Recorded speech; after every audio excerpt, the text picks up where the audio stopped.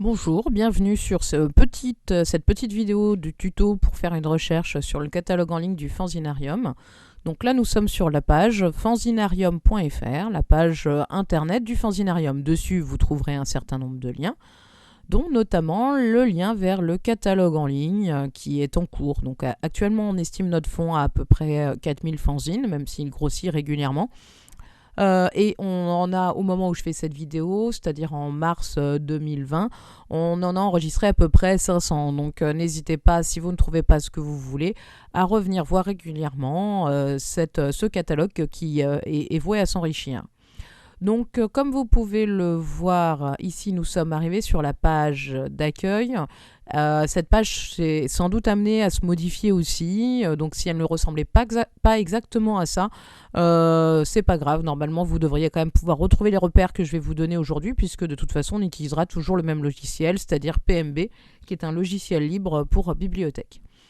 Donc sur cette page d'accueil du catalogue, vous trouverez bien sûr le lien accueil, les informations pratiques pour vous rendre au Fanzinarium et également pour avoir nos horaires, les liens vers les réseaux sociaux bien sûr que vous retrouverez aussi en bas à chaque fois. Et puis donc un lien pour avoir les documents qu'il faut nous donner pour faire un don de fanzine. Des liens parce qu'il y a d'autres sites qui parlent de fanzine et c'est bien, tant mieux. Et puis donc un lien avec des archives pour documenter un petit peu le fanzina. Alors, vous arrivez ici, l'idéal c'est donc la recherche simple, en mode simple justement. Donc, étant passionné par les pieds, on va faire une recherche sur les pieds. J'ai 7 fanzines qui contiennent le mot pied, donc ici, on va regarder, parce que autant là, les pieds nus, je vois où sont les pieds. Dans Animeland numéro 3, les pieds vont être ici, dans l'éditeur, enfin un des éditeurs, qui est l'association Les Pieds dans le PAF. Donc vous avez vu, j'ai cliqué sur le petit plus qui est à côté du titre. Voilà, comme ça, hop, pour avoir plus d'informations. Donc j'ai un certain nombre de champs. Donc je sais que c'est un fanzine agrafé qui contient que des articles. J'ai le sommaire, le numéro ISBN, quelques mots-clés.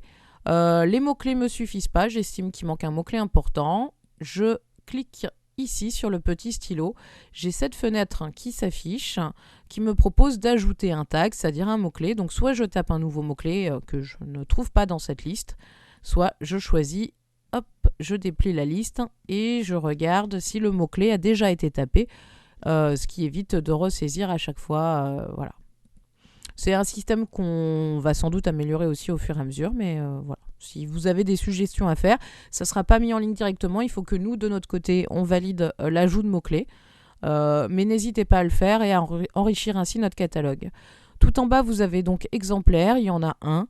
La cote, la localisation et la section sont ce qui vont nous permettre de trouver le fanzine dans le fanzinarium. Donc là, il est classé dans l'ordre alphabétique, donc il faudra le chercher dans les boîtes grises.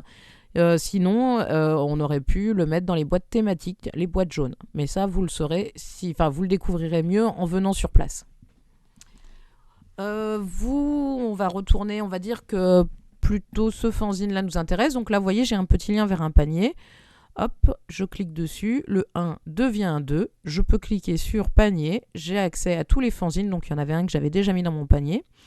Et donc là, j'ai mon ensemble de fanzines qui m'intéressent. Je peux bien sûr vider le panier, mais surtout, je peux l'imprimer. Toute la partie téléchargement intéressera surtout les autres lieux qui ont des fanzines, les autres bibliothèques qui ont des fanzines et qui utilisent ou pas ce logiciel. Si c'est votre cas, n'hésitez pas à nous contacter. Je remettrai le mail du Fanzinarium en fin de vidéo. Donc là, j'ai cliqué sur imprimer, donc je peux bien sûr l'imprimer directement, l'imprimer en PDF, l'imprimer par traitement de texte, l'envoyer par email. Je vous conseille de mettre type public et format long ou court en fonction de ce qui vous intéresse. Si vous voulez vraiment être complet, imprimez les exemplaires, mais globalement, même sans ça, on devrait pouvoir trouver le fanzine dans le fanzinarium, dans le local du fanzinarium. Donc voilà, le panier vous permettra bien sûr d'avoir une jolie petite liste de courses quand vous viendrez nous rendre visite. Vous n'avez pas d'idée précise, les pieds ça vous intéresse pas tant que ça et vous n'avez pas de mots-clés comme ça instinctivement à taper. Vous pouvez par contre utiliser le système des catégories. Donc, c'est-à-dire c'est une liste de termes organisée. Donc, il y a une arborescence, une hiérarchie dans les termes. Alors, c'est une liste qu'on retravaille régulièrement, surtout au jour d'aujourd'hui. On a prévu de retravailler bientôt ça. Donc, n'hésitez pas. Si vous voyez des différences, vous affolez pas. Et voilà. Donc, on va partir d'un truc simple qui va sans doute être maintenu, l'indication géographique. Vous cherchez des fanzines qui sont faits ailleurs qu'en France. Donc, on va cliquer, sur Europe et puis Belgique, par exemple. Hop. Donc là, on a un certain nombre de fanzines qui s'affichent, vous voyez, un certain nombre. Et donc, vous pouvez regarder ces fanzines.